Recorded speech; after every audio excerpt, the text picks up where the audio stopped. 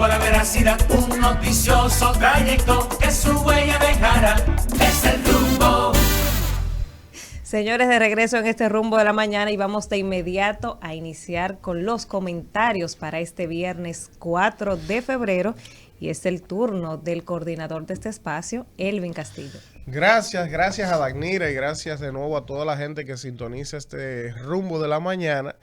Yo voy a tocar dos temas hoy en mi comentario, voy a tratar de hacerlos sintetizados para poder aprovechar el tiempo. Miren, yo tengo días, al igual que toda la opinión pública, dándole seguimiento a este caso de la intervención por parte de la Superintendencia de Bancos de la República Dominicana del Banco Banca América, un banco pequeño dentro del sistema financiero nacional de capital extranjero y que, según la Superintendencia de Bancos ha establecido, tuvo que intervenir y disolver el banco y sus activos porque desde el 2019 este banco había sido monitoreado, estaba teniendo grandes pérdidas y no había cumplido con una serie de parámetros que la superintendencia le había puesto para tratar de no tener que diluir el banco y desaparecerlo. De inicio, de entrada, se ve que la Superintendencia de Bancos le ha estado dando un monitoreo desde el año 2019 a la situación de ese banco. Se han presentado la cantidad de ahorrantes que tiene. Se ha dado un manejo adecuado al tema, sobre todo porque ustedes saben lo delicado que es el tema financiero y el tema de confianza en la banca. Entonces hay que precisar de manera clara qué está pasando, cómo se ha manejado, para que se vea de que no es un efecto general en la banca dominicana, sino un caso particular de este banco. Ahora, hay algo que yo quiero que a mí me expliquen, porque en todos estos días que he estado viendo y dándole seguimiento, investigando sobre este caso de Banca América, hay un señor que surge a la luz cuando estalla este conflicto. Y es el señor Víctor José Vargas Irausquín, que es el presidente de Banca América de nacionalidad venezolana. Cuando se comienza a ahondar en el perfil de este señor, José Vargas Irausquín, presidente de Banca América, usted se encuentra con que este señor tiene muchos años bregando con la banca en Venezuela, en Panamá, en Antigua y Barbuda y en otras nacionalidades. Es un hombre que ha estado vinculado a la banca comercial y a otros negocios. Ahora, la pregunta que a mí me surge aquí, que me gustaría que me expliquen es, ¿dónde estaba la superintendencia de bancos de la pasada gestión, del pasado gobierno del PLD, cuando el señor Irausquín llega a República Dominicana en el año 2015 junto con inversionistas con la intención de abrir un banco en República Dominicana?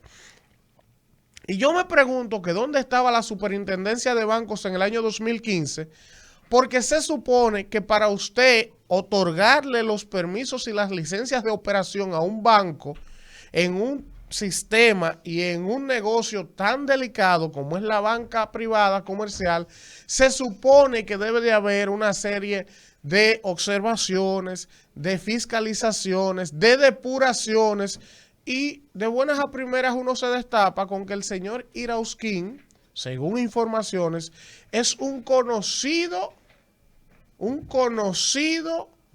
banquero, pero a la misma vez un conocido banquero con problemas en Panamá por quebrar bancos, que está prófugo de la justicia panameña, un conocido banquero mafioso o doloso en Antigua y Barbuda, donde también ha tenido problemas en el pasado. Y entonces yo me pregunto, ¿cómo diablos viene a abrir un banco con ese historial? Me va a decir a mí, la inteligencia, ¿dónde está el DNI? ¿Dónde están los organismos? ¿Quién fiscalizó al señor Irausquín cuando vino a abrir un banco en República Dominicana? Entonces ahí usted se da cuenta o que hay alguna complicidad o que alguien cogió unos cuartos para abrirle el jodido banco sin importar el prontuario que pudiera tener en otros países, porque es muy simple usted conocer el origen de los capitales que llegan sobre todo para un negocio como ese. Sin embargo, yo voy a hacer una operación, una transacción a un banco cualquiera de este país y me auditan hasta el dedo meñique de la uña. Ah, pero el señor Irausquín llegó a República Dominicana con la intención de abrir un banco. Ya había tenido bancos en Panamá y lo había quebrado. Ya había tenido bancos en Antigua y Barbuda y lo había quebrado. Y entonces el superintendente de bancos pasado, quien fuera que estuviera ahí, no se dio cuenta de eso, o no observó eso, o no investigó eso. Entonces yo creo que en este momento, ahora mismo, el superintendente de banco de la pasada gestión debe ser llamado a ver bajo cuáles criterios o parámetros él le entregó el permiso a este señor y a estos inversionistas de invertir en la banca privada de este país. Porque nosotros no podemos seguir aquí. Ah, quebró un banco, lo intervino el Estado, a los que tengan de 1.800.000 para abajo se le devuelve y a los que no hay que esperar que se vendan los activos, si dan, para devolverle su dinero. O sea, y el dominicano, el pueblo, el ahorrante, el que confió, siempre tiene que estar siendo el agraviado. Siempre tiene que ser el que esté abajo y sus autoridades que están precisamente para velar para que esas cosas no ocurran. Entonces no hay consecuencias, o sea, aquí no se va a investigar al que estaba ahí como superintendente de banco o a las autoridades que debieron velar para que este señor que tenía un prontuario delictivo en otros países con el manejo de la banca no entrara al sistema financiero nacional. O sea, ni siquiera los otros bancos, los dueños de los otros bancos van a reclamar que ese tipo de cosas no ocurran y que se fortalezcan esos mecanismos. Nadie va a hablar de eso en este país. Pero perfecto, ese es el país que tenemos. Miren, por otro lado, y ya en la parte final de mi comentario, yo veo en el día de hoy una información que me llama poderosamente la atención.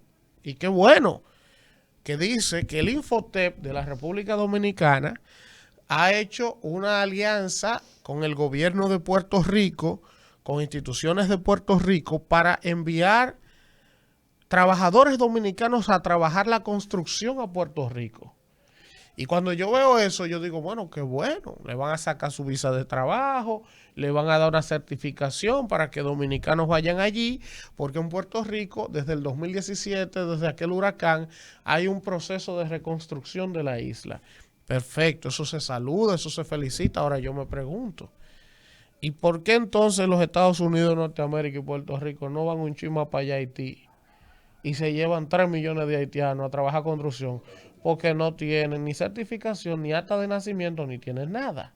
Entonces, el Estado dominicano, el empresariado dominicano, sí puede emplear cientos de miles de haitianos sin papeles, sin certificación, sin tecnificación y ponerlo a trabajar desde obras públicas y en obras privadas sin ningún criterio. Pero sin embargo, el Infotep, para poder enviar trabajadores o técnicos dominicanos a trabajar construcción en Haití, tiene que certificarlos y tiene que mandarlos. Pero entonces República Dominicana no hay forma de que esos dominicanos que se van para Puerto Rico a trabajar construcción trabajen aquí. No se puede. Ah, ¿por qué no? Porque pagan muy poco. Pero ¿y quién permite que se pague poco? ¿Quién permite que se contrate ilegales indocumentados para que trabajen por debajo de lo que tiene que pagar el que quiera hacer la torre? El mismo Estado. Entonces al final, cuando yo oigo gente hablando del tema haitiano, que la nacionalidad, que la migración, que deportación, al final todo eso es una falsa y una burla. Porque el mismo Estado siempre ha sido el que promueve esa migración indocumentada. No, usted quiere verlo simple. Investigue a ver quiénes son el 90% de los trabajadores que trabajan en todas las obras de infraestructura que hace el mismo Estado, el mismo gobierno. Son haitianos indocumentados que trabajan construyendo ahí. Y yo no quiero que los haitianos trabajen. No, yo no tengo problema con que los haitianos trabajen. Lo que pasa es que hay una ley que establece que por lo menos el 80% de los trabajadores en cualquier área en este país tienen que ser dominicanos y un 20% de extranjeros. Y eso no se cumple. Pero tampoco se cumple el hecho de que quienes estén trabajando ahí como empleados, esos obreros haitianos, tengan seguridad social, paguen impuestos, estén identificados. Nada de eso se cumple. Ni en las obras que construye el gobierno y mucho menos en las que construye el sector privado. Entonces, ¿de qué nacionalidad, de qué regulación, de qué malla, de qué muro es que me están hablando a mí? Ese problema nunca se va a acabar. Entonces, cuando vi la noticia hoy de que el Infoté va a mandar dominicano a trabajar construcción a Puerto Rico, lo vi bien, pero cuando tú te adentras a la noticia, tú ves que hay un proceso, que hay que certificarlo, que hay que conseguirle un contrato de trabajo, que con ese contrato y la certificación, entonces hay que ir al consulado americano para que le den una visa de trabajo. Porque eso es un país. Porque eso es un país. Porque ahí hay reglas y hay que cumplirlas. Nosotros no somos un país. Aquí entra todo el que le da su maldita gana. Aquí nadie regula nada. Si usted osa decir o en un micrófono de estos o a insinuar que los haitianos hay que regularlo y que no, usted es un xenofóbico. Entonces el Estado Dominicano tiene que coger 2,000 y pico millones que Danilo tiró no se sabe dónde. De que para regularizar un montón de indocumentados haitianos con dinero de nosotros, los contribuyentes, y ya veo a este gobierno haciendo lo mismo, diciendo que lo va a carnetizar. Pero ¿y a quién ustedes le pidieron permiso para coger dinero del erario, de los impuestos de nosotros, que de por sí muy forzado que vamos con toda esta situación de inflación que hay, para estar carnetizando, regularizando una vaina que ustedes mismos en el fondo, cuando digo ustedes me refiero al Estado, empresariado, gobierno, y son los que incentivan esa migración desbordada y descontrolada? Hasta ahí lo dejo. Rumbo de la mañana.